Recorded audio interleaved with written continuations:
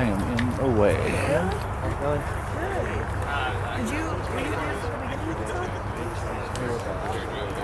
I feel like everyone did. It was like 6:40 and some people still. I think Keith like going to take a shower. Yeah, no. Anyway, so silly little example, but all right, here's a tree. Let's try to imagine, I guess, that it's a little larger, more sexy than it actually is. So we have a more or less X-current tree. Our work here would be to deadwood this thing, probably, more than likely, yeah. And that's the shot that I got in the dark. Couldn't see that limb was dead. Now I can see it. But, and that's also a thing I didn't mention, the kind of thing that kind of throws it all out the window. What kind of window there you have? I can have expectations, shut up there, another shut over there, this right here, this right there.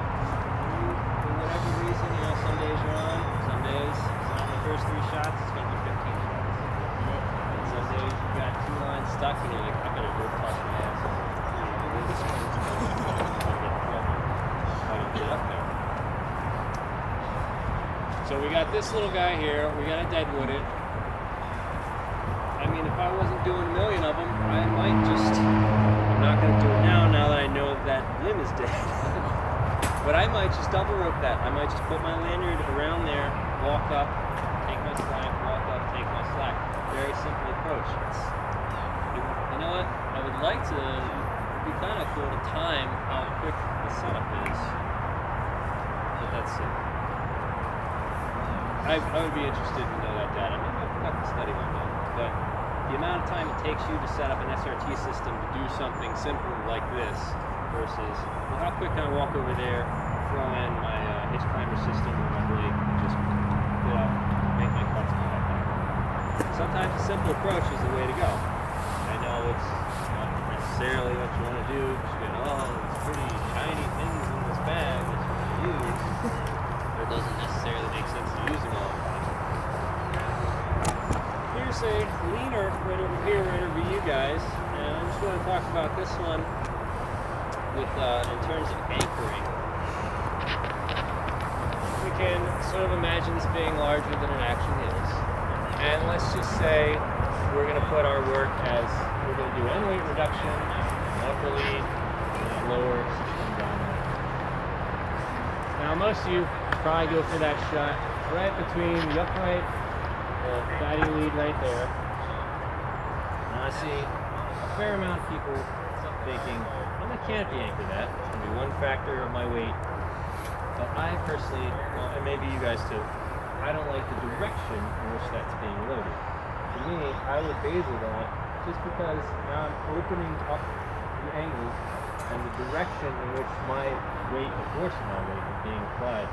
To me, that's much more important than the fact that my weight is being applied, but it's the direction that my weight is being applied. If you want to wood, hardwood, tension is stronger than compression versus opposite. So if I can get my application of the force of my weight more in line with the tension wood on this thing, and have it be more in compression with the system, it's going to be better overall for this tree. So yeah, I shoot for that, but I'll try to anchor it back there to open it up. And yeah, at SRT, use a larger tool, stay there and do my work. I didn't even see this tree in the dark. This is kind of a cool tree to look at and think about, because this is a perfect sort of X-current, big, like beautiful tree with a lot of dead open space. This is a situation where, yeah, it'd be worth setting more than one line for sure, and moving between these lines. And there we're getting into pulling more systems and more techniques out of our collection of techniques. We're talking about double SRTing, maybe even doing a triple threat, meaning like a couple SRT lines coming out of one spot, or ones coming out of different directions. You may even throw in a double rope system to help you bridge some of those gaps, the ones that you couldn't hit from the ground with your throw line. And of course we got deadwood all over the place. I don't want to climb that tree right now. That's a 2 or 3 climber tree. It's a 2 or 3 climber tree, unless you're the one climber.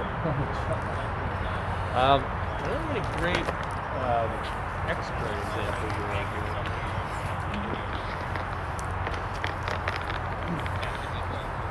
That's a weird little factor too. Mr. Krause here is from living in the Pacific Northwest, yeah? Yes, sir. So, got a lot of big X-current trees, yeah?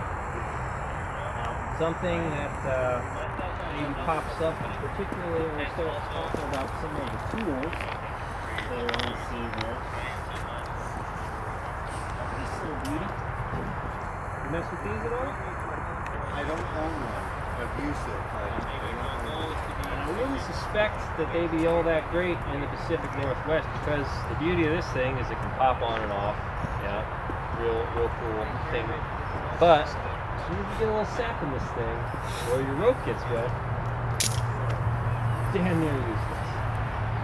No, that's one of those little regional factors that really can affect what tools and techniques that you have and that you can go to, or that you even consider using in your day-to-day. And, I don't know where everybody's from, but I'm sure more of you guys have stuff like that. Yeah. Got a good one? East Texas. East Texas, what do you got? A lot of hardwoods. Hardwoods. A lot of broad trees. A lot of tall pines too. Good mixture. Yeah.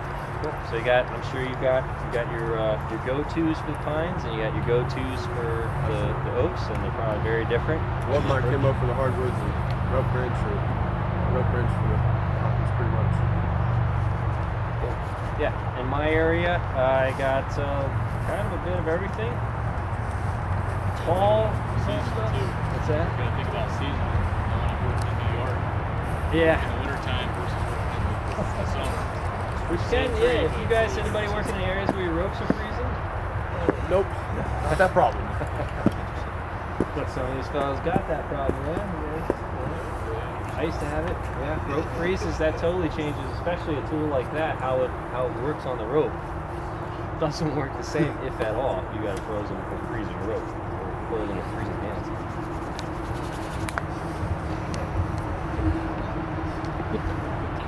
So, I was going to climb that. Good move. Well, so that's more or less it.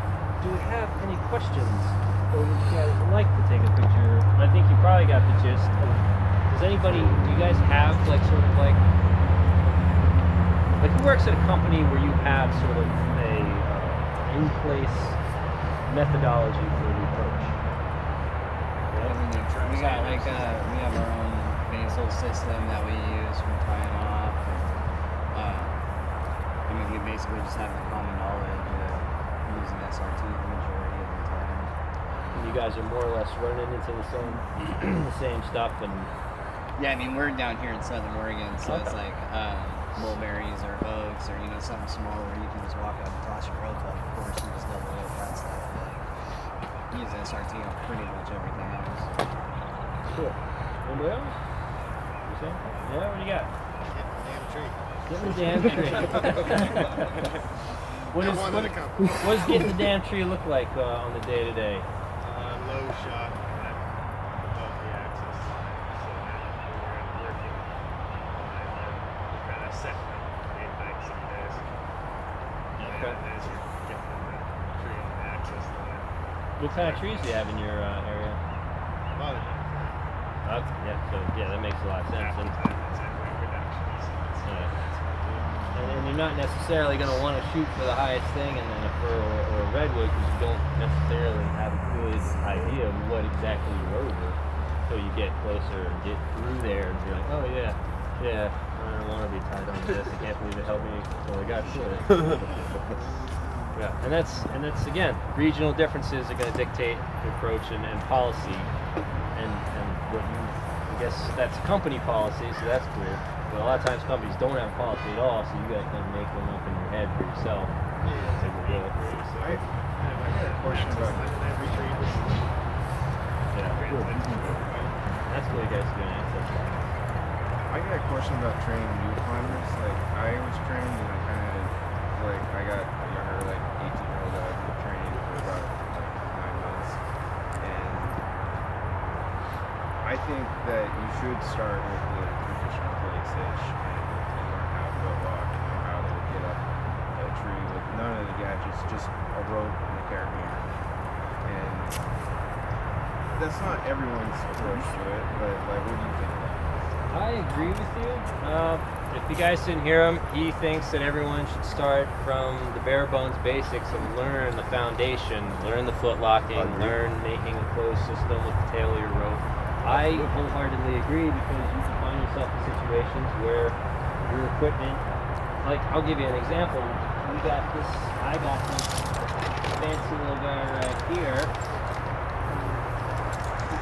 Does anybody else have this fancy little guy right here? I like it. Now, has anybody else noticed that if you have any kind of rope weight or your rope is fairlit at all, and you go to take this thing off in the canopy, say to jump onto another rope system, that as you compress these little tabs here, you can never recreate it on the ground. It only happens.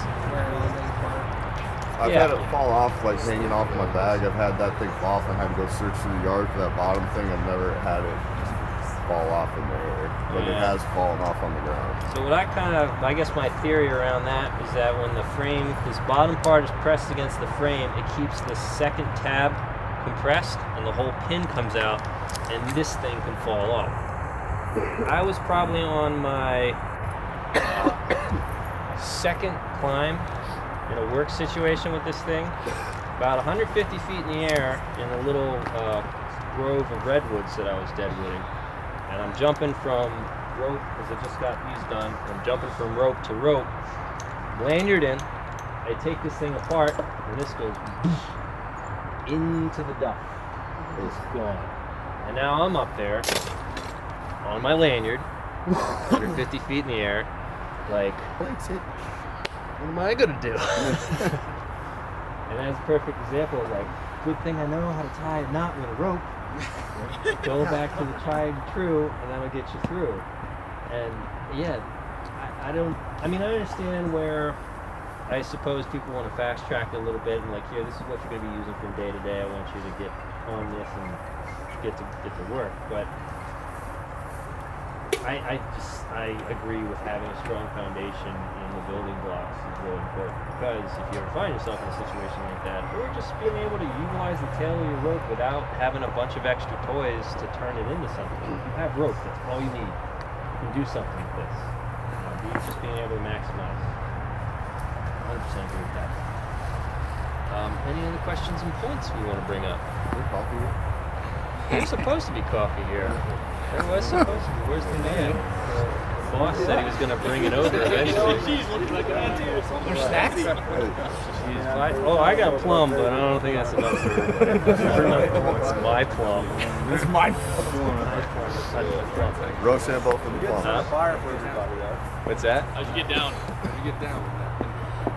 Oh, I just turned turned that other rope into a system and went down, and luckily found that thing. Somehow it landed on top. Like, I don't know if you guys have ever been in a redwood forest, or a lot of conifer forests are like that too, or like Doug fir forests are like that. There's just so much stuff on the ground. It's almost soft to walk around because there's so many needles and sticks and whatnot.